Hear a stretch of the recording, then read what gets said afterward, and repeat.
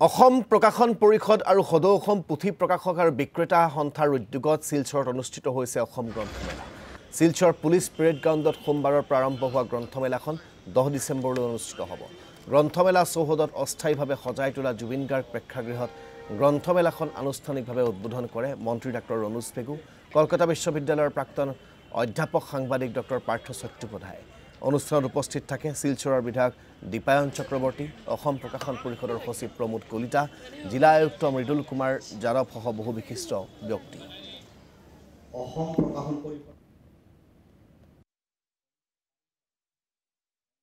সদৌ অসম পুথি প্ৰকাশক আৰু বিক্ৰেতা সন্থাই যৌথভাৱে অসমত এতিয়া গ্ৰন্থমেলা আয়োজন কৰে। পূৰ্বে গুৱাহাটীত এখনেই গ্ৰন্থমেলা হৈছিল, গুৱাহাটী গ্ৰন্থমেলা। এতিয়া আমি অসম গ্ৰন্থমেলা নামকৰণেৰে আমি অসমৰ বিভিন্ন জিলা সদৰত গ্ৰন্থমেলা অনুষ্ঠিত কৰোঁ। যোৱাবাৰ আমি 6টা স্থানত কৰিছিলোঁ, এইবাৰ আমি সংখ্যাটো বঢ়াইছোঁ।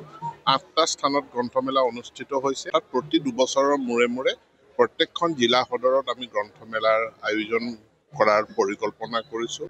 আৰু এইবাৰৰ বছৰটো আছিলে কিতাপৰ বৰ্ষ, আৰু গ্ৰন্থমেলাসমূহলৈ ৰাইজৰ সঁহাৰি ভাল।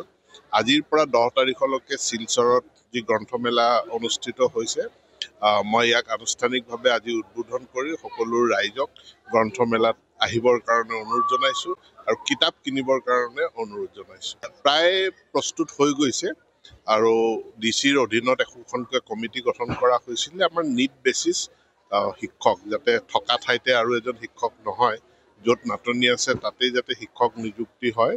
অভিভাৱক মন্ত্ৰীৰ অনুমোদন সাপেক্ষে 2 এদিনতে নিযুক্তিবিলাক ওলাব।